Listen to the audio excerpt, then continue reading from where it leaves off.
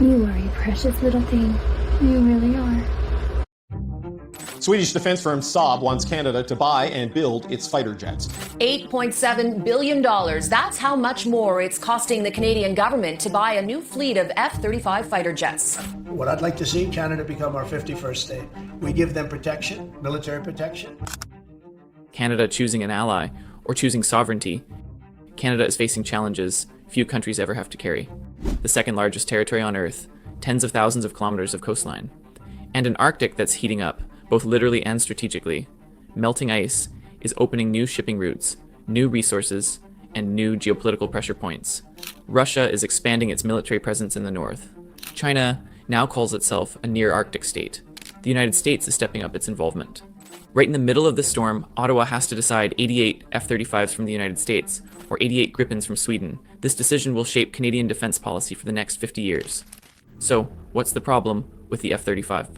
On paper, it's a masterpiece, cutting-edge stealth, world-leading technology, trusted by more than a dozen Nato countries. But the devil is in the details, and Ottawa is learning that the hard way. In March 2025, Canada began re-examining its contract for 88 F-35s.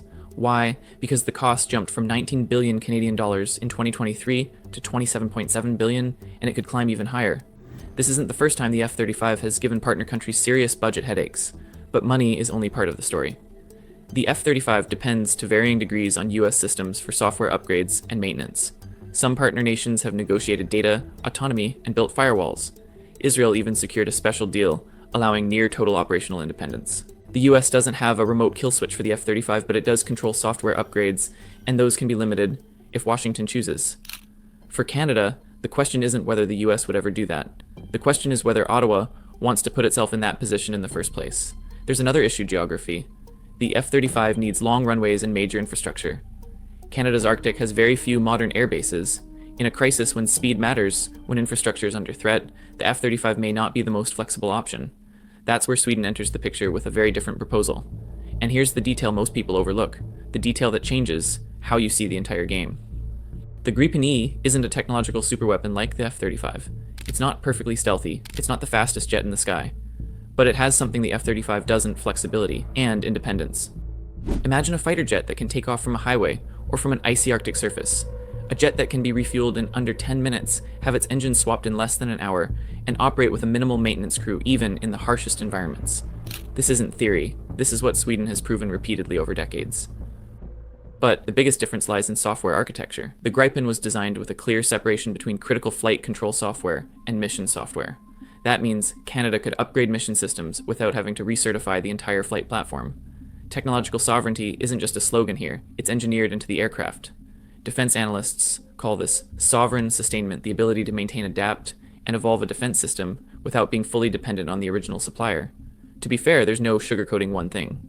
The Gripen still uses a US-made General Electric engine. That means some level of dependence on Washington remains. But that dependence is significantly lower than with the F-35. And this is only the technical side of the story. Now we get to what Sweden really wants to talk about. Saab's proposal isn't just about selling 88 aircraft. They're offering to build and assemble them in Canada, specifically in Quebec and Ontario. They're promising between 9,000 and 12,600 direct and indirect jobs.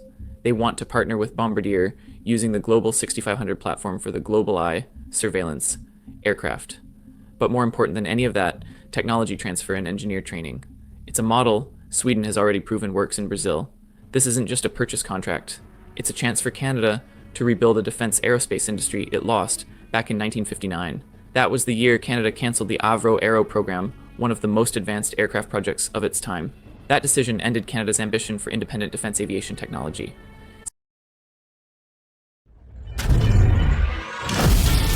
With Bonus Drop Boost, you get a chance to win each day. It's free to play. Drop a disc to start building your Friday boost.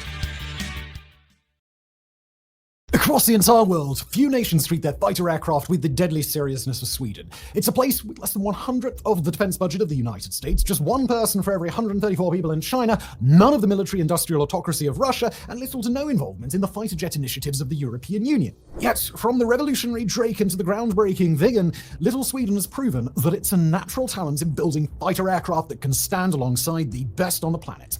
And in all of the storied history of Swedish fighter aircraft, there is only one plane that can rightfully be regarded as its masterwork: the JAS-39 Grippen.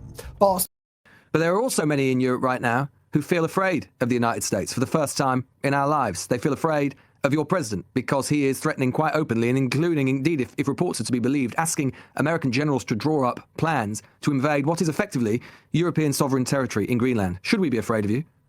Well, of course not. I mean, it's preposterous and it's laughable to suggest that our greatest ally, Great Britain, and those of us who are so much alike with our holidays and language and even some of our cultures, we're essentially the same people divided by waters in many cases.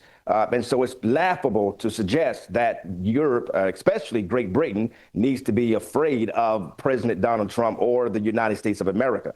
You fail to remember that it was President Reagan who declared, tear down those walls. Absolutely. But President Reagan wouldn't have threatened to invade Greenland, would he, Pastor Burns? Well, I mean, you got to understand there was a purpose and a reason why those type of languages and conversations are coming up concerning Greenland. You got to understand our adversaries, Russia and China, who are strategically positioning themselves in the Arctic area.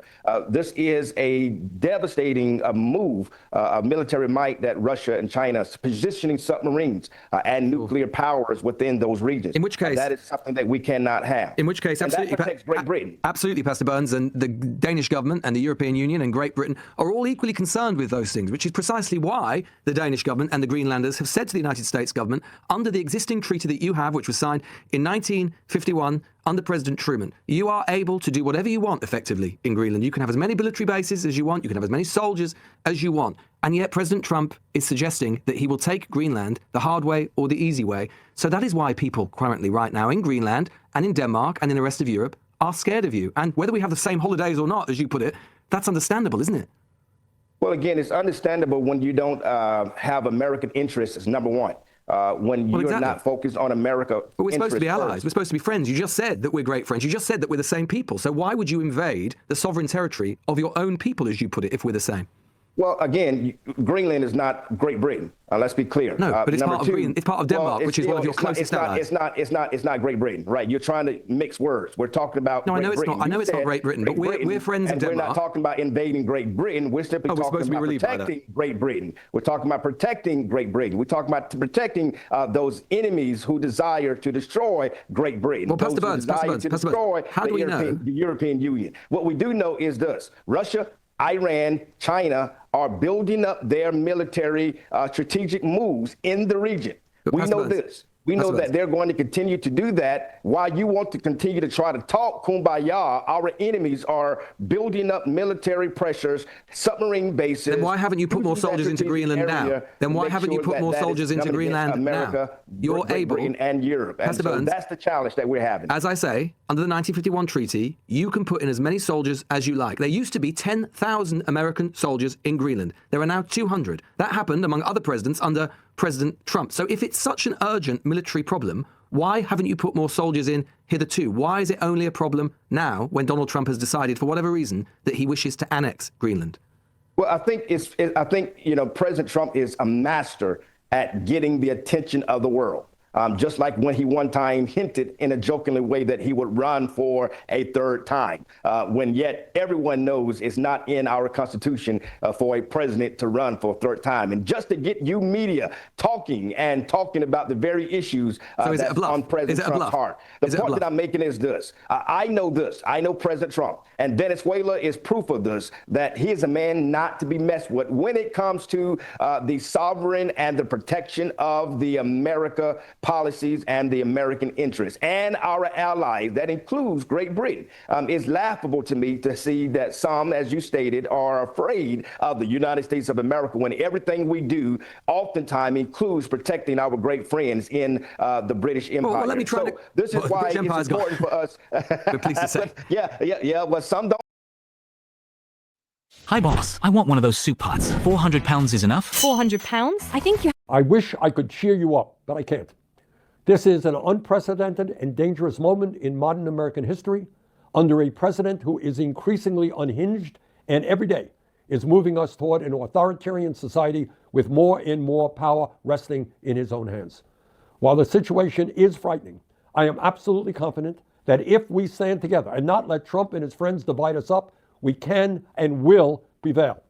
And the good news is that even more and more Republicans are understanding the folly of standing with Trump on both policy and political issues, as polls indicate that he is becoming more and more unpopular. Let's give Donald Trump credit for being straightforward. Last week, in an interview with the New York Times, when asked about what he considers to be the limits on his own power in terms of international affairs, he said, quote, "Yeah, there is one thing, my own morality, my own mind. It's the only thing that can stop me. I don't need international law," end quote.